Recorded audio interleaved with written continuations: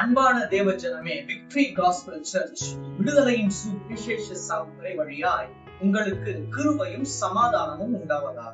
இன்று தேவன் உங்களுக்கு தரும் ஆவிக்குரிய வார்த்தை என்ன அப்படின்னா, நீதிமொழிகள் 17:13. நன்மைக்கு தீமை செய்கிறவன் எவனோ அவன் வீட்டை விட்டு தீமை நீங்காது. நம்ம நன்மைக்கு நன்மை செய்யவே யோசனை பண்ணிட்டு இருக்கோம். ஆனா ஆண்டவராகிய இயேசு கிறிஸ்து நமக்காக வந்து தீமைக்கும் நன்மை செய்தார். அவருக்கு பலவிதமான தீமைகள் அவரோட வாழ்க்கையில் வந்தாலும் தீமைகள் என்ன பண்ணல, அவரை நோக்கி பார்க்கல. யாராரு தீமை செய்தார்களோ அவங்களுக்கு எல்லாருக்குமே அவர் நன்மை செய்தார். அது போல நமக்கு தீமை செய்கிறவர்களுக்கு நாம் நன்மை செய்து கொண்டு இருப்போமானால் நம்முடைய வீட்டை நன்மையை ஆட்கொள்ளும். ஆனா நம்ம என்ன பண்ணக்கூடாதுன்னா, நன்மைக்கு தீமை செய்ய யோசனை கூட செய்யக்கூடாது.